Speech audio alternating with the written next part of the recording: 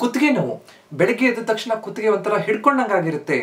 ಕುತ್ತಿಗೆ ನೋವು, ಕುತ್ತಿಗೆಯಿಂದ ಕೈಯೆಲ್ಲ ಸೆಳೆತ ಬರುತ್ತೆ, ಜುಮ್ ಅನ್ನುವಂತಹ ಭಾವನೆ, ಕೈಗೆಲ್ಲ ಮರಗಟ್ಟುವಂತಹ ಭಾವನೆ ಬರುತ್ತೆ. ಅದ್ರ ಜೊತೆಗೆ ತುಂಬಾ ಹೊತ್ತು ಕುತ್ಕೊಂಡು ಓದಕ್ಕೆ, ಮೊಬೈಲ್ ನೋಡೋಕೆ ಬಹಳ ಕಷ್ಟ ಆಗ್ತಾ ಇದೆ. ಮೊಬೈಲ್ ತುಂಬಾ ನೋಡಿದ ತಕ್ಷಣ ಕುತ್ತಿಗೆ ನೋವು ಜಾಸ್ತಿ ಆಗ್ತಾ ಇದೆ. ಈ ಸಮಸ್ಯೆ ಈಗಿನ ಆಧುನಿಕ ಯುಗದಲ್ಲಿ ಬಹಳಷ್ಟು ಜನ ಅನುಭವಿಸ್ತಾ ಇರುವಂತಹ ತೊಂದರೆ. ಈ ತೊಂದರೆ ಬರಬಾರ್ದು ಅಂತಂದ್ರೆ ಇದನ್ನ ನಾವು ತಡೆಗಟ್ಟಬೇಕು, ಇದರ ಒಳ್ಳೆ ಚಿಕಿತ್ಸೆ ಮಾಡ್ಕೋಬೇಕು, ಹೆಚ್ಚಿನ ತೊಂದರೆಗಳನ್ನ ನಾವು ಸರಿಪಡಿಸ್ಕೋಬೇಕು ಅಂತಂದ್ರೆ ಮುಖ್ಯವಾದ 5 ರೀತಿಯಾದಂತಹ ವ್ಯಾಯಾಮಗಳಿಂದ ಸಾಧ್ಯ. ಕುತ್ತಿಗೆ ನೋವಿಗೆ ಯಾವುದು ಈ 5 ವ್ಯಾಯಾಮಗಳು ಇವತ್ತು ಅರ್ಥ ಮಾಡ್ಕೊಳ್ಳೋಣ. ನಮಸ್ಕಾರ, ನಾನು ನಿಮ್ಮ orthopaedic surgeon doctor Kishan Bhagwat.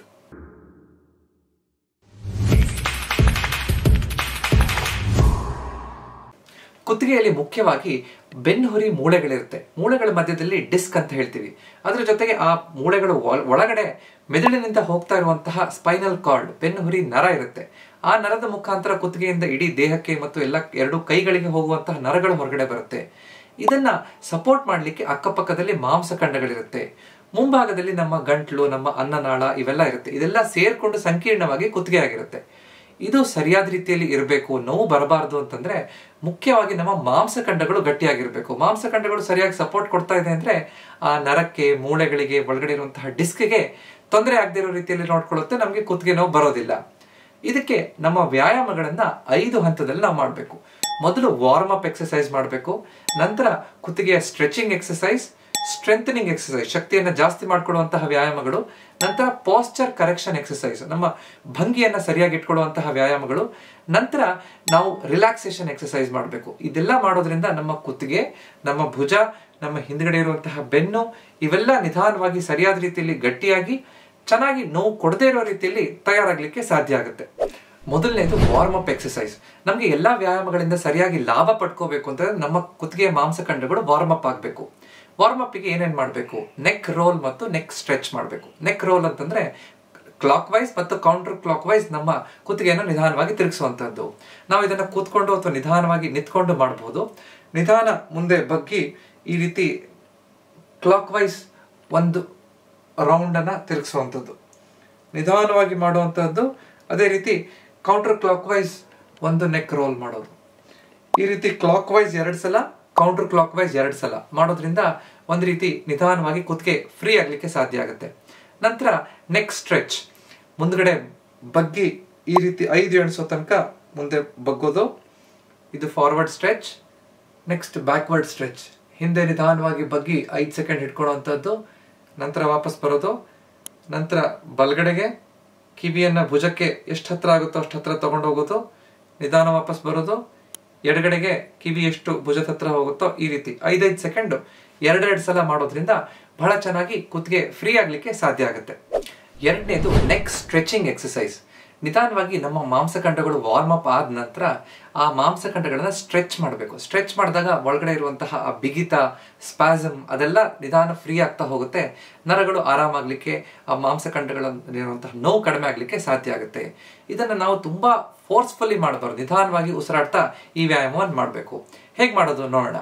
ಮೊದಲು ನಾವು ಸೈಡಿಗೆ ತಿರುಗಬೇಕು. ಅದು ಬಲಗಡೆ ಭುಜಕ್ಕೆ ಹೋದಾಗೆ, ಈ ವಾರ್ಮ್ ಅಪ್ ಅಲ್ಲಿ ಮಾಡಿದ ಹಾಗೆ. ಆದ್ರೆ ಎಷ್ಟಾಗುತ್ತೋ ಅಷ್ಟು ಆ ತಲೆಯನ್ನ ಈ ಬಲಗಡೆ ಭುಜದ ಹತ್ರ ತಗೊಂಡು ಹೋಗ್ಬೇಕು. ಈ ರೀತಿ ಹಿಡ್ಕೊಂಡು ಒಂದು 15 - 20 ಸೆಕೆಂಡ್ ತನಕ ಈ ರೀತಿ ಪೊಸಿಷನ್ ಅಲ್ಲೇ ಇಟ್ಕೋಬೇಕು. ಬಲಗಡೆ ಭುಜಕ್ಕೆ ಹಿಡ್ಕೊಂಡು ನಿಧಾನವಾಗಿ ವಾಪಸ್ ಬರುವಂಥದ್ದು. ಆರಾಮಾಗಿ ಉಸಿರಾಡ್ತಾ ಇರಬೇಕು. ತುಂಬಾ ಫೋರ್ಸ್ಫುಲಿ ಮಾಡಬಾರ್ದು. ತುಂಬಾ ಫೋರ್ಸ್ ಕೊಟ್ಟು ಮಾಡಿದಾಗ ಆ ನೋವು ಹೆಚ್ಚಾಗುತ್ತೆ. ಈ ರೀತಿ ಮಾಡಿದಾಗ ನಮ್ಮ ಎಡಗಡೆ ಭಾಗದ ಕುತ್ತಿಗೆಯಲ್ಲಿ ಆ ಸ್ಟ್ರೆಚ್ ಅನ್ನ ನಾವು ಫೀಲ್ ಮಾಡಬೇಕು. ನಂತರ ಅದೇ ರೀತಿ ವಾಪಸ್ ಇನ್ನೊಂದು ಕಡೆ ನಮ್ಮ ತಲೆಯ ತೂಕದಿಂದನೇ ಮಾಡಬಹುದು. ಆದ್ರೆ ಕಷ್ಟ ಆಗ್ತಾ ಇದೆ ಅಂದ್ರೆ ಇನ್ನೊಂದು ಕೈಯಿಂದ ನಿಧಾನವಾಗಿ ನಾವು ಸ್ವಲ್ಪ ಸ್ಟ್ರೆಚ್ ಮಾಡಬಹುದು. ಹೀಗೆ ಹಿಡ್ಕೊಂಡಿದ್ದಾಗ ನಿಧಾನವಾಗಿ ನನ್ನ ಬಲಗಡೆ ಭಾಗದ ಕುತ್ತಿಗೆಯಲ್ಲಿ ಸ್ಟ್ರೆಚ್ ಫೀಲ್ ಆಗುತ್ತೆ. ಈ ರೀತಿ ಬಲಗಡೆ ಭಾಗ, ಎಡಗಡೆ ಭಾಗ ಎರಡೂ ಕಡೆನೂ 15 - 20 ಸೆಕೆಂಡ್ 2 - 3 ಸಲ ಈ ರೀತಿ ಸ್ಟ್ರೆಚ್ ಮಾಡೋದ್ರಿಂದ ಬಹಳ ಚೆನ್ನಾಗಿ ಆ ಮಾಂಸಖಂಡಗಳು ಸ್ಟ್ರೆಚ್ ಆಗುತ್ತೆ. ನಂತರ ಸೈಡ್ ಸ್ಟ್ರೆಚ್, ರೊಟೇಷನಲ್ ಸ್ಟ್ರೆಚ್ ಅಂತ ಹೇಳ್ತೀವಿ. ಅಂದ್ರೆ ನಿಧಾನವಾಗಿ ನಾನು ಬಲಗಡೆ ಹಿಂದ್ಗಡೆ ನೋಡ್ಲಿಕ್ಕೆ ಹೇಗೆ ಮಾಡಬೇಕೋ ಆ ರೀತಿ ಕುತ್ತಿಗೆಯನ್ನ ಬಲಭುಜದ ಕಡೆ ನೋಡ್ತಾ ಹೋಗುವಂಥದ್ದು. ಈ ರೀತಿ ಹಿಡ್ಕೊಂಡು ಒಂದು 15 - 20 ಸೆಕೆಂಡ್ ಹಿಡ್ಕೊಳ್ಳೋದು, ನಿಧಾನ ವಾಪಸ್ ಬರೋದು. ನಂತರ ಅದೇ ರೀತಿ ಎಡಗಡೆ ಕಡೆ ಈ ರೀತಿ ಮಾಡಕ್ಕೆ ಕಷ್ಟ ಆಗ್ತಾ ಇದ್ದಾಗ ಅಥವಾ ಮಾಡಕ್ ಕಷ್ಟ ಆಗುತ್ತೆ ಅಂದ್ರೆ ನಮ್ಮ ಗಲ್ಲದಲ್ಲಿ ಈ ರೀತಿ ಒತ್ತದಾಗ ನಿಧಾನ ಜಾಸ್ತಿ ಸ್ಟ್ರೆಚ್ ಮಾಡಲಿಕ್ಕೆ ಸಾಧ್ಯ ಆಗುತ್ತೆ. ನಂತರ ವಾಪಸ್ ಬರುವಂಥದ್ದು. ನಾವು ಫ್ರೀಯಾಗಿ ನಿಧಾನವಾಗಿ ಮಾಡುವಂಥದ್ದು ಬಹಳ ಮುಖ್ಯ. ಮಾಂಸಖಂಡಗಳು ಸ್ಟ್ರೆಚ್ ಆಗಬೇಕು, ಯಾವುದೇ ರೀತಿ ಜರ್ಕ್ ಅನ್ನು ಕೊಡಬಾರ್ದು. ಉಸಿರಾಟ ಸಾಮಾನ್ಯವಾಗಿ ನಿಧಾನ ಡೀಪ್ ಬ್ರೆತ್ ಅನ್ನು ತಗೊಂಡು ಈ ವ್ಯಾಯಾಮ ಮಾಡಿದಾಗ ನಮಗೆ ಅನುಕೂಲ ಹೆಚ್ಚಾಗ್ತಾ ಹೋಗುತ್ತೆ. ಇದು ನೆಕ್ ಸ್ಟ್ರೆಚಿಂಗ್ ಎಕ್ಸಸೈಸಸ್. ಮೂರನೇದು ಮತ್ತು ಅತ್ಯಂತ ಮುಖ್ಯವಾದಂತಹದ್ದು ನೆಕ್ ಸ್ಟ್ರೆಂಥನಿಂಗ್ ಎಕ್ಸಸೈಸ್. ನಮ್ಮ ಕುತ್ತಿಗೆಯ ಮಾಂಸಖಂಡಗಳಲ್ಲಿ ಶಕ್ತಿಯನ್ನ ಹೆಚ್ಚು ಮಾಡಲಿಕ್ಕೆ ಮಾಡುವಂತಹ ವ್ಯಾಯಾಮಗಳು. ಇದರಲ್ಲಿ ಚಿನ್ ಟಕ್ ಎಕ್ಸಸೈಸ್ ಮತ್ತು ಐಸೋಮೆಟ್ರಿಕ್ ನೆಕ್ ಸ್ಟ್ರೆಂಥನಿಂಗ್ ಅಂತ. ಚಿನ್ ಟಕ್ ಹೇಗೆ ನೋಡೋಣ. ನಾವು ಇದನ್ನು ಕೂತ್ಕೊಂಡು ಅಥವಾ ನಿಂತ್ಕೊಂಡು ಮಾಡಬಹುದು. ನಿಧಾನವಾಗಿ ನಮ್ಮ ಭುಜಗಳು ರಿಲ್ಯಾಕ್ಸ್ ಆಗಿರಬೇಕು. ನಮ್ಮ ಗಲ್ಲವನ್ನ ಆದಷ್ಟು ನಮ್ಮ ತಲೆ ಹಿಂದ್ಗಡೆ ತಗೊಂಡು ಹೋಗಿ ಡಬಲ್ ಚಿನ್ ಬರೋ ಹಾಗೆ ಮಾಡಬೇಕು. ಅಂದ್ರೆ ಗಲ್ಲ ಆದಷ್ಟು ಹಿಂದ್ಗಡೆ ತಗೊಂಡು ಹೋಗೋದು. ಹೇಗೆ ಅಂತ ನೋಡೋಣ. ಈ ರೀತಿ ನಮ್ಮ ಗಲ್ಲವನ್ನ ಹಿಂದ್ಗಡೆ ತಗೊಂಡು ಹೋಗಿ 10 ರಿಂದ 15 ಸೆಕೆಂಡ್ ಅದೇ ಪೊಸಿಷನ್ ಅಲ್ಲಿ ಇಟ್ಕೋಬೇಕು. ನಾವು ಹೀಗೆ ಮಾಡಿದಾಗ ಮುಂದೆ ಬಗ್ಬಾರ್ದು, ನೇರವಾಗಿ ನೋಡ್ತಾ ಇರಬೇಕು. ತಲೆ ನೇರವಾಗಿರ್ಬೇಕು, ಆದ್ರೆ ತಲೆ ಹಿಂದ್ಗಡೆ ಹೋಗ್ಬೇಕು. ಈ ರೀತಿ ಚಿನ್ ಟಕ್ ಮಾಡಿದಾಗ ನಮ್ಮ ಡೀಪ್ ನೆಕ್ ಫ್ಲೆಕ್ಸಾರ್ ಮಸಲ್ಸ್ ಬಹಳ ಚೆನ್ನಾಗಿ ಗಟ್ಟಿ ಆಗ್ತಾ ಹೋಗುತ್ತೆ. ನಾವು ತುಂಬಾ ಹೊತ್ತು ಮೊಬೈಲ್ ಕೂತ್ಕೊಂಡು ನೋಡಿ ನಮಗೆ ಕುತ್ತಿಗೆ ನೋವು ಬರ್ತಾ ಇದ್ರೆ ಆ ನೋವು ಬಹಳ ಚೆನ್ನಾಗುತ್ತೆ. ನಮ್ಮ ಭಂಗಿ ಚೆನ್ನಾಗಿ ಇಟ್ಕೊಳ್ಳಿಕ್ಕೆ ಸಾಧ್ಯ ಆಗುತ್ತೆ. ಇದನ್ನ 10 ರಿಂದ 15 ಸಲ ಮಾಡಬೇಕು. 10 ರಿಂದ 15 ಸೆಕೆಂಡ್ ಚಿನ್ ಟಕ್ ಮಾಡಿ ಹಿಡ್ಕೊಳ್ಳೋದು, 10 ರಿಂದ 15 ಸಲ ಈ ವ್ಯಾಯಾಮವನ್ನು ರಿಪೀಟ್ ಮಾಡುವಂಥದ್ದು. ಇದಾದ ನಂತರ ಐಸೋಮೆಟ್ರಿಕ್ ನೆಕ್ ಸ್ಟ್ರೆಂಥನಿಂಗ್ ಎಕ್ಸಸೈಸ್ ಅಂತ. ಈ ವ್ಯಾಯಾಮದಲ್ಲಿ 4 ದಿಕ್ಕಿನಲ್ಲಿ ನಮ್ಮ ಕುತ್ತಿಗೆಯ ಮಾಂಸಖಂಡಗಳನ್ನ ಗಟ್ಟಿ ಮಾಡುವಂತಹದ್ದು. ಮೊದಲು ಮುಂದ್ಗಡೆ ಹೇಗೆ ಮಾಡೋದು ಅಂತ ನೋಡೋಣ. ನಮ್ಮ ಹಣೆ ಮೇಲೆ 2 ಕೈಗಳಿಂದ ಈ ರೀತಿ ರೆಸಿಸ್ಟೆನ್ಸ್ ಕೊಡ್ಬೋದು. ಹೀಗೆ ಹಿಡ್ಕೋಬಹುದು ಅಥವಾ ಒಂದೇ ಕೈಯಲ್ಲಿ ನಾವು ನೇರವಾಗಿ ಹೀಗೆ ಹಿಡ್ಕೋಬಹುದು. 2 ಕೈಗಳಿಂದ ಹಿಡ್ಕೊಂಡು ನೋಡೋಣ. ನಿಧಾನವಾಗಿ ಈ ರೀತಿ ಹಿಡ್ಕೊಂಡು ನಮ್ಮ ಹಣೆಯನ್ನ ಮುಂದೆ ಒತ್ತಾ ಹೋಗ್ಬೇಕು, ಕೈಯನ್ನ ಹಿಂದ್ಗಡೆ ಒತ್ತಬೇಕು. ಅಂದ್ರೆ ವಿರುದ್ಧ ದಿಕ್ಕಿನಲ್ಲಿ ಇದನ್ನು ಒತ್ತಿದಾಗ ನಮ್ಮ ಈ ಮಾಂಸಖಂಡಗಳು ಗಟ್ಟಿ ಆಗ್ತಾ ಬರುತ್ತೆ. ಅದನ್ನ ಇದೇ ರೀತಿ 10 ರಿಂದ 15 ಸೆಕೆಂಡ್ ಹಿಡ್ಕೊಳ್ಳೋದು, ಎಣಿಸ್ತಾ ಹೋಗ್ಬೇಕು. 5, 6, 7, 8, 9, 10. ಈ ರೀತಿ 10 ಅಥವಾ 15 ಸೆಕೆಂಡ್ ಹಿಡ್ಕೊಂಡ ನಂತರ ನಿಧಾನ ರಿಲ್ಯಾಕ್ಸ್ ಮಾಡೋದು. ಅದೇ ರೀತಿ 2 ರಿಂದ 3 ಸಲ ಇದನ್ನ ರಿಪೀಟ್ ಮಾಡಬೇಕು. ಇದು ಮುಂದ್ಗಡೆ ಐಸೋಮೆಟ್ರಿಕ್ ನೆಕ್ ಸ್ಟ್ರೆಂಥನಿಂಗ್. ಅದೇ ಹಿಂದ್ಗಡೆ ಮಾಡಿದಾಗ 2 ಕೈಗಳನ್ನ ಹಿಂದ್ಗಡೆ ಇಟ್ಕೊಂಡು ಕೈಗಳಿಂದ ಮುಂದೆ ತೂಕೋದು, ತಲೆಯಿಂದ ಹಿಂದ್ಗಡೆ ದೂಕುವಂಥದ್ದು. ಕುತ್ತಿಗೆ ಮಾಂಸಖಂಡಗಳು ಟೈಟ್ ಆಗಬೇಕು. ಆ ರೀತಿ ಹಿಡ್ಕೊಂಡು 10 ರಿಂದ 15 ಸೆಕೆಂಡ್ ಅದೇ ಪೊಸಿಷನ್ ಅಲ್ಲೇ ಹೋಲ್ಡ್ ಮಾಡಬೇಕು. ನಂತರ ನಿಧಾನ ರಿಲ್ಯಾಕ್ಸ್ ಮಾಡೋದು. ಒಂದೊಂದು ರಿಪಿಟೇಷನ್ ಮಧ್ಯ ಒಂದು 5 ಸೆಕೆಂಡ್ ಗ್ಯಾಪ್ ಕೊಡಬೇಕು. ಒಂದ್ಸಲ ನಿಧಾನ ಉಸಿರಾಡಿ ಬಿಡೋಷ್ಟು ಗ್ಯಾಪ್ ಕೊಡಬೇಕು. ಅದಾದ ನಂತರ ಸೈಡಿಗೆ ನಮ್ಮ ಹಣೆಯ ಪಕ್ಕದಲ್ಲಿ ಸೈಡಲ್ಲಿ ಈ ರೀತಿ ಕೈಯನ್ನು ಹಿಡ್ಕೊಂಡು ನಿಧಾನವಾಗಿ ಆ ತಲೆಯನ್ನು ಒತ್ತಬೇಕು. ತಲೆಯಿಂದ ಆ ಕಡೆ ತಿರುಗೋ ಹಾಗೆ ನೋಡ್ಬೇಕು. ಅವಾಗ ಈ ಕಡೆ ಒತ್ತಿದಾಗ ನನ್ನ ಈ ಮಾಂಸಖಂಡಗಳು ಟೈಟ್ ಆಗುವಂತಹ ಭಾವನೆ ನನ್ಗೆ ಗೊತ್ತಾಗಬೇಕು. 10 ಸೆಕೆಂಡ್ ಇಂದ 15 ಸೆಕೆಂಡ್ ಹಿಡ್ಕೊಳ್ಳೋದು, ನಿಧಾನ ಬಿಡೋದು. 2 ರಿಂದ 3 ಸಲ ಅದೇ ರಿಪಿಟೇಷನ್ ಮಾಡೋದು. ಅದೇ ರೀತಿ ಇನ್ನೊಂದ್ ಕಡೆ ಈ ವ್ಯಾಯಾಮವನ್ನು ಮಾಡ್ಬೇಕಾದ್ರೆ ನಾವು ನಮ್ಮ ಭಂಗಿಯನ್ನ ಕಾಪಾಡ್ಕೊಳ್ಳೋದು ಬಹಳ ಮುಖ್ಯ. ನಾನು ಈ ರೀತಿ ಒತ್ತಾಗ ನನ್ನ ಕುತ್ತಿಗೆ ಹೀಗೆ ಹೋಗ್ಬಾರ್ದು. ಈ ರೀತಿ ಮಾಡಿದ್ರೆ ಆ ಮಾಂಸಖಂಡಗಳಿಗೆ ಅಷ್ಟು ಲಾಭ ಸಿಗೋದಿಲ್ಲ. ಸೊ ನಾನು ಹಿಂದ್ಗಡೆ ಒತ್ತಿದಾಗ ಅಥವಾ ಮುಂದ್ಗಡೆ ಒತ್ತಿದಾಗ ಅಥವಾ ಸೈಡಿಗೆ ಒತ್ತಿದಾಗ ಯಾವ ಕಡೆ ಒತ್ತಿದ್ರು ನನ್ನ ಕಣ್ಣು ದೃಷ್ಟಿ ನೇರವಾಗಿ ಇರಬೇಕು. ತಲೆ ಆ ಕಡೆ ಈ ಕಡೆ ಎಲ್ಲೂ ಟಿಲ್ಟ್ ಆಗದೆ ಇರೋ ರೀತಿಯಲ್ಲಿ ಇದ್ದಾಗ ಆ ಕುತ್ತಿಗೆಯ ಮಾಂಸಖಂಡಗಳು ಗಟ್ಟಿ ಆಗ್ಲಿಕ್ಕೆ ಸಾಧ್ಯ ಆಗುತ್ತೆ. ಇದು ನಮ್ಮ ಭಂಗಿಯನ್ನ ಚೆನ್ನಾಗಿ ಇಟ್ಕೊಳ್ಳುತ್ತೆ. ಆ ಬರುವಂತಹ ಕುತ್ತಿಗೆಯಲ್ಲಿ ಒಳಗಡೆ ಇರುವಂತಹ ಒತ್ತಡ, ನರದ ಮೇಲಿರುವಂತಹ ಒತ್ತಡವನ್ನ ಕಡಿಮೆ ಮಾಡುತ್ತೆ. ಮಾಂಸಖಂಡಗಳು ಗಟ್ಟಿ ಆಗ್ತಿದ್ದಾಗೆ ನಾವು ದಿನನಿತ್ಯದ ಕೆಲಸವನ್ನ ಸುಲಭವಾಗಿ ಮಾಡಬಹುದು. ತಲೆಯ ತೂಕವನ್ನ ಕುತ್ತಿಗೆ ಬಹಳ ಚೆನ್ನಾಗಿ ಹೊತ್ಕೊಂಡು ನಮ್ಮ ಎಲ್ಲ ಕೆಲಸಗಳನ್ನ ಮಾಡಿಸ್ಲಿಕ್ಕೆ ಸಾಧ್ಯ ಆಗ್ತಾ ಬರುತ್ತೆ. 4ನೇ ವ್ಯಾಯಾಮ ಪಾಸ್ಚರ್ ಕರೆಕ್ಟಿಂಗ್ ಎಕ್ಸಸೈಸಸ್. ಅಂದ್ರೆ ನಮ್ಮ ಭಂಗಿಯನ್ನ ಸರಿಪಡಿಸಲಿಕ್ಕೆ ಮಾಡುವಂತಹ ವ್ಯಾಯಾಮ. ಹೆಚ್ಚಿನ ಸಲ ನಮ್ಮ ಕುತ್ತಿಗೆ ನೋವು ನಮ್ಮ ಸರಿಯಾದ ಭಂಗಿಯನ್ನ ಕಾಪಾಡ್ಕೊಳ್ಳದೆ ಇರೋದ್ರಿಂದ ಬರುತ್ತೆ. ಅಂದ್ರೆ ನಾವು ಮೊಬೈಲ್ ನೋಡ್ಬೇಕಾದ್ರೆ, ಬರಿಬೇಕಾದ್ರೆ, ಟಿವಿ ನೋಡ್ಬೇಕಾದ್ರೆ ನಮ್ಮ ಭುಜಗಳು ಮುಂದೆ ಬೂನ್ ಆಗ್ಬಿಟ್ಟಿರುತ್ತೆ, ನಮ್ಮ ಕುತ್ತಿಗೆ ಮುಂದೆ ಹೋಗ್ಬಿಟ್ಟಿರುತ್ತೆ. ಅದನ್ನ ಸರಿಪಡಿಸ್ಬೇಕು, ಅದನ್ನ ಸರಿಯಾಗಿರ್ಬೇಕು, ನಮ್ಮ ಭುಜಗಳು ಕರೆಕ್ಟ್ ಆಗಿ ಸ್ಟ್ರೇಟ್ ಆಗಿರ್ಬೇಕು ಅಂತಂದ್ರೆ ಕೆಲವೊಂದು ವ್ಯಾಯಾಮಗಳನ್ನು ಮಾಡಬೇಕು. ಯಾವುದು ಅಂತ ನೋಡೋಣ. ಮೊದಲನೇದು ಶೋಲ್ಡರ್ ಬ್ಲೇಡ್ ಸ್ಕ್ವೀಸ್ ಅಂತೀವಿ. ಶೋಲ್ಡರ್ ಬ್ಲೇಡ್ ಅಂದ್ರೆ ನಮ್ಮ ಹಿಂದ್ಗಡೆ ಭುಜದ ಹಿಂದ್ಗಡೆ ಇರುವಂತಹ ಮೂಳೆಯನ್ನ ಸ್ಕ್ವೀಸ್ ಮಾಡುವಂಥದ್ದು. 2 ಕೈಗಳನ್ನು ಸ್ವಲ್ಪ ಮಡಚ್ಕೊಂಡು ನಿಧಾನವಾಗಿ ಆದಷ್ಟು ನಮ್ಮ ಭುಜಗಳನ್ನ ಎಷ್ಟಾಗುತ್ತೋ ಅಷ್ಟು ಹಿಂದ್ಗಡೆ ಎಳ್ಕೊಂಡು ಹೋಗುವಂಥದ್ದು. ಅಂದ್ರೆ 2 ಭುಜಗಳ ಮಧ್ಯೆ ಒಂದು ಪೆನ್ ಅಥವಾ ಪೆನ್ಸಿಲ್ ಅನ್ನ ಹಿಡ್ಕೊಳ್ಳೋ ರೀತಿಯಲ್ಲಿ ನಾವು ಅದನ್ನ ಅದೇ ಪೊಸಿಷನ್ ಅಲ್ಲಿ 10 ರಿಂದ 15 ಸೆಕೆಂಡ್ ಹಿಡ್ಕೋಬೇಕು. ನಿಧಾನವಾಗಿ ಮತ್ತೆ ವಾಪಸ್ ಬರೋದು.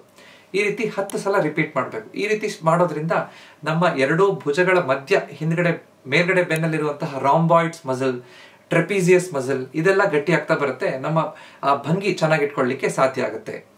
ನಂತರ ಶೋಲ್ಡರ್ ಶ್ರಗ್ಸ್ ಅಂದ್ರೆ ನಾವು ನೇರವಾಗಿ ಕೂತ್ಕೊಂಡು ಅಥವಾ ನಿಂತ್ಕೊಂಡು ನಿಧಾನವಾಗಿ 2 ಭುಜವನ್ನ ಮೇಲೆ ಹಾರಿಸ್ಬೇಕು. 2ರಿಂದ 3 ಸೆಕೆಂಡ್ ಹಿಡ್ಕೊಳ್ಳೋದು, ನಿಧಾನ ವಾಪಸ್ ಬರುವಂಥದ್ದು. ನಿಧಾನವಾಗಿ ಮೇಲೆ ಹಾರಿಸೋದು, 2ರಿಂದ 3 ಸೆಕೆಂಡ್ ಹಿಡ್ಕೊಳ್ಳೋದು, ನಿಧಾನ ವಾಪಸ್ ಬರುವಂಥದ್ದು. ಈ ರೀತಿ ಮಾಡೋದ್ರಿಂದ ಬಹಳ ಚೆನ್ನಾಗಿ ಅಕ್ಕಪಕ್ಕದಲ್ಲಿರುವಂತಹ ಟ್ರೆಪಿಜಿಯಸ್ ಮಸಲ್ಸ್ ಚೆನ್ನಾಗಿ ಗಟ್ಟಿ ಆಗ್ತಾ ಬರುತ್ತೆ, ನಮ್ಮ ಭಂಗಿ ಚೆನ್ನಾಗಾಗುತ್ತೆ. ನಂತರ ಕೊನೆಯದು ವಾಲ್ ಏಂಜಲ್ಸ್ ಅಂತ. ಅಂದ್ರೆ ಇದನ್ನ ನಾವು ನೇರವಾಗಿ ಒಂದು ಗೋಡೆ ಹಿಂದ್ಗಡೆ, ಗೋಡೆಗೆ ಹೊರಗೆ ನಿಂತ್ಕೋಬೇಕು. ನಮ್ಮ ಬೆನ್ನು, ನಮ್ಮ ಕುತ್ತಿಗೆ, ನಮ್ಮ ತಲೆ ಎಲ್ಲದೂ ಗೋಡೆಗೆ ತಾಗಿರ್ಬೇಕು. ನಂತರ ಎರಡೂ ಕೈಗಳನ್ನ ನಿಧಾನವಾಗಿ ಮೇಲ್ಗಡೆ W ಆಕಾರದಲ್ಲಿ ಅದನ್ನ ಇಡಿಸ್ಬೇಕು. ಎರಡು ಕೈಗಳು ಕೂಡ ಗೋಡೆಗೆ ತಾಗಿರ್ಬೇಕು. ನಿಧಾನವಾಗಿ ಕೈಗಳನ್ನ ಮೇಲೆ ಎತ್ತುವಂತಹದ್ದು, ನಿಧಾನ ಕೈ ಇಳಿಸುವಂತಹದ್ದು. ಅಂದ್ರೆ W ಇರೋದು ನಿಧಾನ Y ಶೇಪಿಗೆ ಹೋಗ್ಬೇಕು, ನಿಧಾನ ವಾಪಸ್ ಬರುವಂಥದ್ದು. ಈ ವ್ಯಾಯಾಮ 5ರಿಂದ 10 ಸೆಕೆಂಡ್ ಆ ರೀತಿ ಮೂವ್ಮೆಂಟ್ ಮಾಡಿ 10 ಸಲ ರಿಪೀಟ್ ಮಾಡೋದ್ರಿಂದ ನಮ್ಮ ಭುಜಕ್ಕೆ ಚೆನ್ನಾಗಿ ವ್ಯಾಯಾಮ ಆಗುತ್ತೆ. ಭುಜಕ್ಕೆ ವ್ಯಾಯಾಮ ಮಾಡಬೇಕಾದ್ರೆ ನಮ್ಮ ತಲೆ, ಕುತ್ತಿಗೆ, ಬೆನ್ನು ಎಲ್ಲ ಗೋಡೆಗೆ ತಾಕೊಂಡಿದ್ದಾಗ ನಮ್ಮ ಭಂಗಿಯನ್ನ ಸರಿಯಾಗಿ ಇಟ್ಕೊಳ್ಳಿಕ್ಕೆ, ಕಾಪಾಡ್ಕೊಳ್ಳಿಕ್ಕೆ ಸಾಧ್ಯ ಆಗುತ್ತೆ. ಸೊ ಅದರಿಂದ ನಮ್ಮ ಭಂಗಿ ಚೆನ್ನಾಗಿ ಇಟ್ಕೋಬೇಕು ಅಂತಂದ್ರೆ shoulder blade squeeze, shoulder shrug ಮತ್ತು ಈ ವಾಲ್ ಏಂಜಲ್ ಎಕ್ಸರ್ಸೈಸ್, ಈ 3 ವ್ಯಾಯಾಮಗಳನ್ನ ನಾವು ಮರಿಬಾರ್ದು. 5ನೇದು ಮತ್ತು ಕೊನೆಯದು relaxation techniques, deep breathing exercise, ದೀರ್ಘವಾದಂತಹ ಶ್ವಾಸವನ್ನ ತಗೊಳ್ಳುವಂತಹದ್ದು, ಬಿಡುವಂತಹದ್ದು. ಈ 4 ರೀತಿಯಾದಂತಹ ವ್ಯಾಯಾಮಗಳನ್ನು ಮಾಡಿದ ನಂತರ ನಾವು ನಮ್ಮ ದೇಹವನ್ನ, ನಮ್ಮ ಮಾಂಸಖಂಡಗಳನ್ನ ರಿಲ್ಯಾಕ್ಸ್ ಮಾಡಬೇಕು. ಇದನ್ನ ನಾವು ನಮ್ಮ ಉಸಿರಾಟದ ಮೇಲೆ ಗಮನ ಇಟ್ಕೊಂಡು ನಿಧಾನವಾಗಿ ಮಾಡೋದ್ರಿಂದ ಮಾಡ್ಲಿಕ್ಕೆ ಸಾಧ್ಯ ಆಗುತ್ತೆ. ಹೇಗೆ ಮಾಡೋದು? ಇದನ್ನ ನಾವು ವರ್ಕೊಂಡು ಒಂದು ಕುರ್ಚಿ ಮೇಲೆ ಕೂತ್ಕೊಂಡು 2 ಕೈಗಳನ್ನು ನಮ್ಮ ತೊಡೆ ಮೇಲೆ ಇಟ್ಕೊಂಡು ಮಾಡಬಹುದು, ಅಥವಾ ಮಲ್ಕೊಂಡು ಶವಾಸನ ತರ ಮಲ್ಕೊಂಡು ಕೂಡ ಮಾಡಬಹುದು. ನಿಧಾನವಾಗಿ ಕಣ್ಣನ್ನು ಮುಚ್ಕೊಂಡು ದೀರ್ಘವಾದಂತಹ ಶ್ವಾಸವನ್ನ ಮೂಗಿನ ಮುಖಾಂತರ ತಗೊಳ್ಳೋದು. ಎಷ್ಟಾಗುತ್ತೋ ಅಷ್ಟು ದೀರ್ಘವಾದಂತಹ ಶ್ವಾಸವನ್ನ ತಗೋಬೇಕಾದ್ರೆ ನಮ್ಮ ಹೊಟ್ಟೆ ಉಬ್ಬುವಂತಹದ್ದನ್ನ, ಇಡೀ ನಮ್ಮ ಶ್ವಾಸಕೋಶ ಆ ಗಾಳಿಯಿಂದ ತುಂಬುವಂತಹ ಆ ಭಾವನೆಯನ್ನ ನಾವು ಅನ್ಕೋಬೇಕು. ನಿಧಾನವಾಗಿ ಒಂದು 2ರಿಂದ 3 ಸೆಕೆಂಡ್ ಹೋಲ್ಡ್ ಮಾಡಿದ ನಂತರ ಬಾಯಿಯಿಂದ ಆ ಉಸಿರನ್ನ ಬಿಡುವಂಥದ್ದು.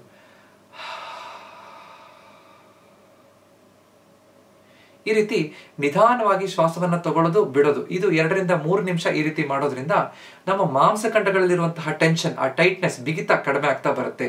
ನಮ್ಮ ಪ್ಯಾರಾಸಿಂಪಥೆಟಿಕ್ ನರ್ವಸ್ ಸಿಸ್ಟಮ್ ಸ್ಟಿಮ್ಯುಲೇಟ್ ಆದಾಗ ನಮ್ಮ ಮೆದುಳಲ್ಲಿರುವಂತಹ ಒತ್ತಡ ಕಡಿಮೆ ಆಗುತ್ತೆ, ಸ್ಟ್ರೆಸ್ ಕಡಿಮೆ ಆಗುತ್ತೆ. ಅವಾಗ ಆರಾಮಾಗುವಂತಹ ಭಾವನೆ, ಖುಷಿಯಾಗುವಂತಹ ಭಾವನೆ ನಮಗೆ ಸಿಗುತ್ತೆ. ಮತ್ತು ಒಂದು ರೀತಿಯಾದಂತಹ ಸಕಾರಾತ್ಮಕ ಭಾವನೆ ಬರುತ್ತೆ. ಅವಾಗ ಬೇಗ ಚೇತರಿಕೆ ಆಗ್ಲಿಕ್ಕೆ ಸಾಧ್ಯ ಆಗುತ್ತೆ. ಒಳ್ಳೆಯ ಶ್ವಾಸಕೋಶದಲ್ಲಿ ಕೆಪಾಸಿಟಿ ಜಾಸ್ತಿ ಆಗ್ತಾ ಇದ್ದಾಗೆ ಆಮ್ಲಜನಕ ಎಲ್ಲಾ ಕಡೆಗೆ ಹೋಗುತ್ತೆ. ಕುತ್ತಿಗೆಯಲ್ಲಿರುವಂತಹ ನೋವು, ಒಳಗಡೆ ಇರುವಂತಹ ತೊಂದರೆ, ಅದು ಬೇಗ ಚೇತರಿಕೆ ಆಗ್ಲಿಕ್ಕೂ ಕೂಡ ಆಮ್ಲಜನಕದಿಂದ ಸಾಧ್ಯ ಆಗುತ್ತೆ. ಸೊ ಈ ಎಲ್ಲಾ ವ್ಯಾಯಾಮಗಳನ್ನ ಸರಿಯಾದ ರೀತಿಯಲ್ಲಿ ಮಾಡುವಂತಹ ಟೆಕ್ನಿಕ್ ಅನ್ನ ನಾವು ಕಲ್ತ್ಕೋಬೇಕು. ಆದ್ರೆ ಎಲ್ಲಾ ವ್ಯಾಯಾಮಗಳನ್ನ ಮಾಡಬೇಕಾದ್ರೆ ಕೆಲವೊಂದು ಮುಂಜಾಗ್ರತೆಯನ್ನ ವಹಿಸ್ಬೇಕು. ಮೊದಲು ಒಂದೇ ಸಲ 10-20 ಸಲ ಒಟ್ಟಿಗೆ ಮಾಡುವಂಥದ್ದಲ್ಲ. ನಿಧಾನವಾಗಿ ನಮ್ಮ ಕೆಪಾಸಿಟಿ ಪ್ರಕಾರ ಅದನ್ನ ಜಾಸ್ತಿ ಮಾಡ್ಕೋತಾ ಹೋಗ್ಬೇಕು. ಟೆಕ್ನಿಕ್ ಅನ್ನ ಕರೆಕ್ಟ್ ಆಗಿ ಕಲ್ತ್ಕೊಂಡು ಮಾಡುವಂತಹದ್ದು ಬಹಳ ಮುಖ್ಯ. ತುಂಬಾ ನೋವಿದ್ರೆ ಆದಷ್ಟು ಡಾಕ್ಟರ್ ಹತ್ರ ಹೋಗಿ ಚಿಕಿತ್ಸೆ ಪಡ್ಕೊಂಡು, ಸರಿಯಾದ ಸಲಹೆ ಪಡ್ಕೊಂಡು, ಫಿಸಿಯೋಥೆರಪಿಸ್ಟ್ ಗೈಡೆನ್ಸ್ ಅಲ್ಲಿ ಮಾಡಿದ್ರೆ ಬಹಳ ಸೂಕ್ತ ಅಂತ ಹೇಳ್ಬೋದು. ಅದ್ರ ಜೊತೆಗೆ ಒಂದು 2-3 ದಿನ ವ್ಯಾಯಾಮ ಮಾಡದೆ ಡಾಕ್ಟರ್ ಏನು ಉಪಯೋಗ ಆಗ್ಲಿಲ್ಲ ಅಂತ ಹೇಳೋರು ಇರ್ತಾರೆ. ಈ ರೀತಿ ನಾವು ಸರಿಯಾದ ರೀತಿಯಲ್ಲಿ ಅರ್ಥ ಮಾಡ್ಕೋಬೇಕು.